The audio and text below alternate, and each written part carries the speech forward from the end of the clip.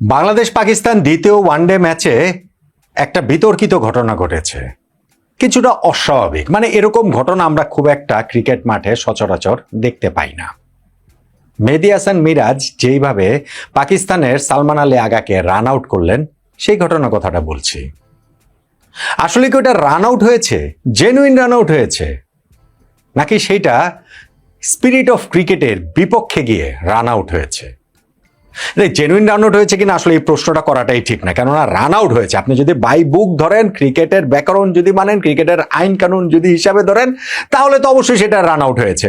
So এই প্রশ্নটা অবান্তর যে জেনুইন রান আউট হয়েছে কি হয়নি। প্রশ্ন যেটা হওয়া উচিত সেটা হচ্ছে গিয়ে এই রান আউটটা কি আসলে ক্রিকেটীয় স্পিরিটের বিপক্ষে গিয়ে হলো কিনা। মেহেদী হাসান মিরাজ বাংলাদেশের ক্যাপ্টেন, আউট অফ ডেসপারেশন থেকে তিনি ওই কাজটা করলেন কিনা, যেইটা আইন সিদ্ধ কিন্তু ক্রিকেটের স্পিরিট বিরোধী।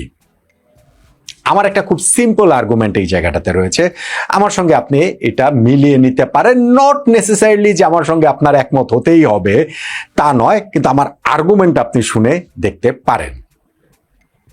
ঘটনাটা ঘটেছে ইনিংসের 39তম ওভারে, যখন মেহেদী হাসান মিরাজ বোলিং করছিলেন। পাকিস্তান তখন তাদের ওপেনিং পার্টনারশিপে 100+ একটা জুটি হয়েছে, তারপরে খুব দ্রুত 3টা উইকেট হারিয়ে ফেলেছিল।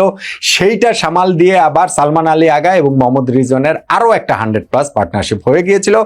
বাংলাদেশ তখন ডেসপারেটলি উইকেটের জন্য সার্চ করছিল, যে কোনোভাবে বাংলাদেশের উইকেট নিতে হবে, তা না হলে পাকিস্তান তো থ্রেট করছিল যে 300+ বটেই, সেইটা 330-340 রানও না এই উইকেটটাতে হয়ে যায়।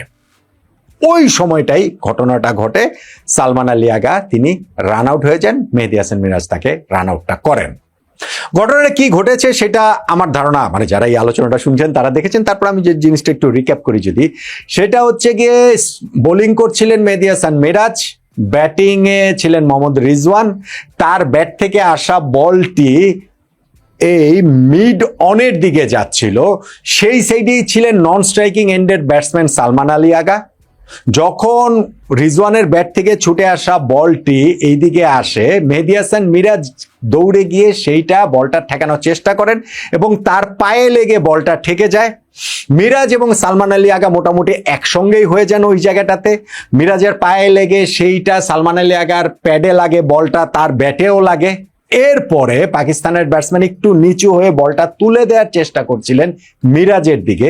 মিরাজ তখন তার আগেই বলটা হাতে নিয়ে, সালমান আলী আগার আগেই বলটা তুলে নিয়ে তিনি নন স্ট্রাইকিং এন্ডসের বেলসটা ফেলে দিলেন, স্ট্যাম্পের দিকে ছুড়ে মারলেন।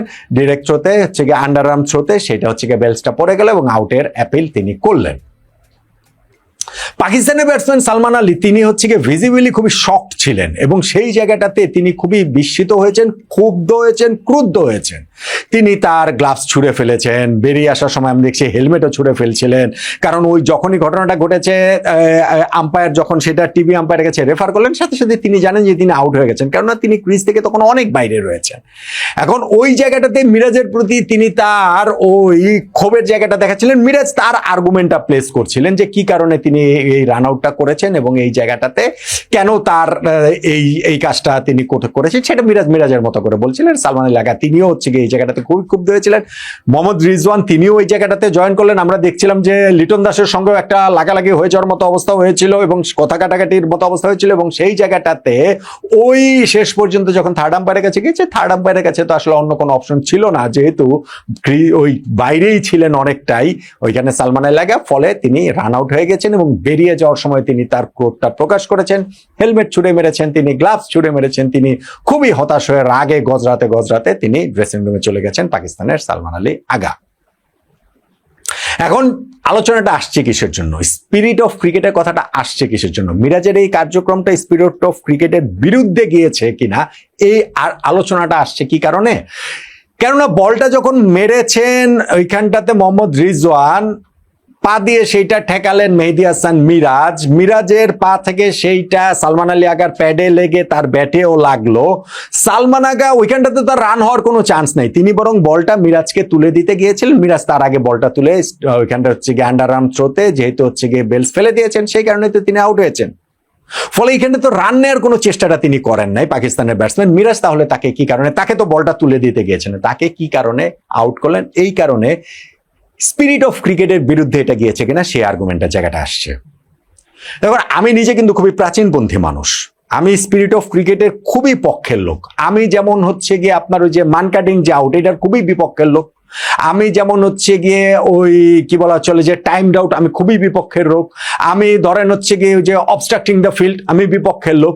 কিন্তু এইখানে যে ঘটনাটা ঘটেছে, সেই ঘটনাটা আমরা যদি একটু, আমি বলছিলাম আমার একটা আর্গুমেন্ট রয়েছে, সেই আর্গুমেন্টটা যদি আপনি একটু ভেবে দেখেন তাহলে